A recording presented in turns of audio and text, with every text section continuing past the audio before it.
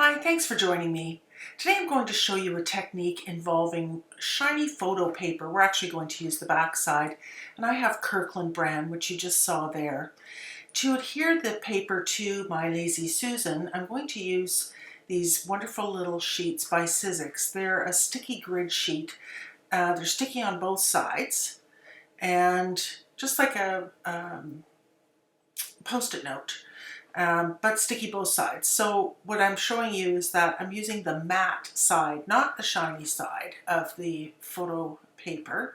And the matte side is a non-porous surface, so it's going to take the alcohol inks much better. I'm using a blending tool by Tim Holtz as well as the little blending cloths. These are specifically made for alcohol ink. And the cloths, which I had a bit of a time getting out of the packaging, just tap nicely onto that blending tool. And I'm going to use some blending solution. Most of you are probably familiar with this, Mermaid alcohol ink. I'm using Poppy Field, which is a nice red, yellow dandelion. You could use any colors you want, of course, and you don't have to use these specific ones. Purple eggplant. And ultimately I'm going to bring a green botanical in, but I don't show that right now because I didn't know at the time that I was going to use it. So very simple, really simple. I'm going to take really random drops. I'm using eggplant first. Put a little bit on my blending tool. I take some Poppy Field. I put that on my blending tool. Just random. You could put 1 dot or 20. It really doesn't matter. And you can see there's a little drop of it on my paper. Doesn't matter. Really all we're going to do here after I put on a little bit of blending solution, I'm pointing out that drop, but it won't be seen very quickly. And really what I'm doing is just tamping. I'm tamping and dragging. I'm dragging and tamping. You can do whatever you want. Really, this is just a process of getting some color down onto that nice 8.5 by 11 matte side of the sheet of photo paper by Kirkland. So really boring to watch actually, but at least you get an idea of my method, and you'll see as we go along here that really we're going to be repeating a lot. And I could take you on a very fast tour of this and you could speed it up for yourself if you don't want to hear me talk. But I just really want to point out that there is no right or wrong way. I have made images that appear to be fields of flowers. Generally that's not intentional on my part. I did try to set out to get something going looking like flowers. This, by the way, is the mermaid. So you can see I don't put on new cloth or anything like that. The ink dries very quickly. It's a solvent base, and there's more of the eggplant, that purple. And so I have good music going. You can't hear it because I'm doing a narration over top and I've removed all of the sound, but I just enjoy myself and really try to not think too hard about what's going on. I'm really just trying to get some different colors down, sort of see what happens with the patterns. I might leave a little bit of white space. In fact, on this one you'll see at the end, and I actually piece this this one into 4 different cards, but you'll see that there's areas intentionally that were left with a bit more white. White is light, and so I wanted it to appear in some of the pieces of this image as though there was light coming through. And I just opened up the dandelion.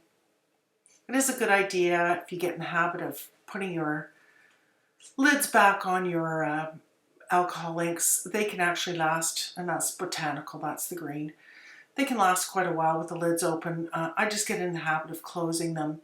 The one that you really should close right away is the blending solution, because like isopropyl alcohol, they're not exactly the same, but like that, they're both solvent based, and so they tend to evaporate fairly quickly. And blending solution's not cheap, so I try to be very careful and not have it just just evaporate into the air.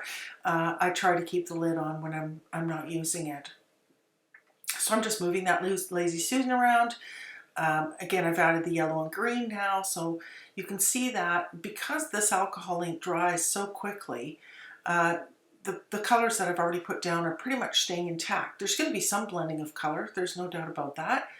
The blending solution actually is an extender, and so what that does is it extends the period of time that it takes for the ink to dry. And it also reactivates or activates the ink. So it activates the ink that I put on the blending tool, and it's going to reactivate, to a degree, the ink that's already down on this matte side of this photo paper. I'm just showing you the cloth again. It's, yeah, a little bit more. I just felt like green. I just felt it needed a bit more green. Of course, the green is going to mix with the yellow, and it's going to mix with the red. And so there's all kinds of colors that are going to come out of this. Just really beautiful mixes. And I'm also looking, there we go with eggplant again. I'm also looking to achieve some sense of depth, not just light. And so light tends to look like things are coming forward. Dark tends to make them recede or go back. And so I like to have a good combination of both of them. And I just put a little bit more blending solution on my blending tool because that will, as I said before, have the effect of reactivating some of the ink that's on the blending tool and reactivating some of the ink that is already on the piece of paper.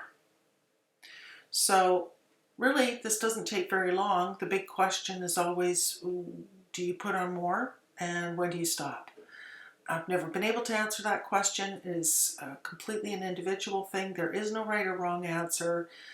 It really is up to you to decide as the person doing the work whether you like what you see and whether you feel that you should carry on.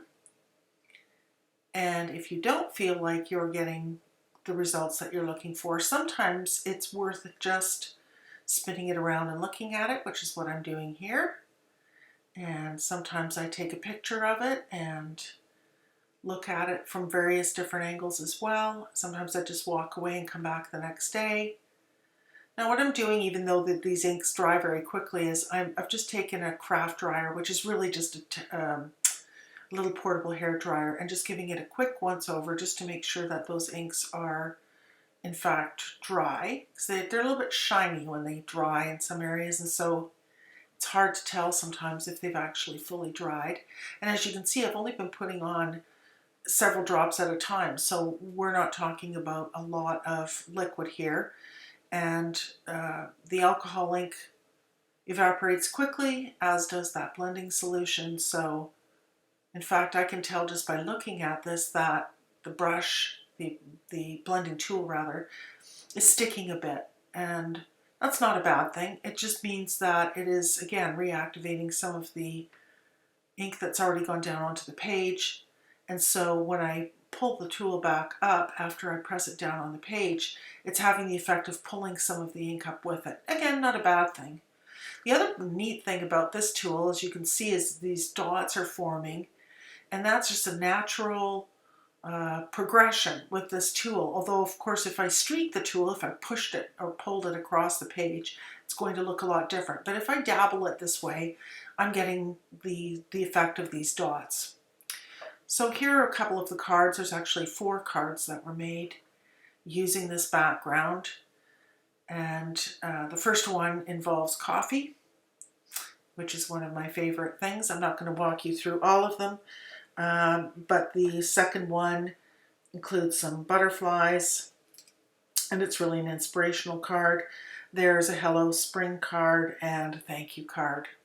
And if you have any questions about the dimensions or about other products that I've used, you're more than welcome to ask, and I'll get back to you as soon as I can. I hope you've enjoyed. Thanks for joining me.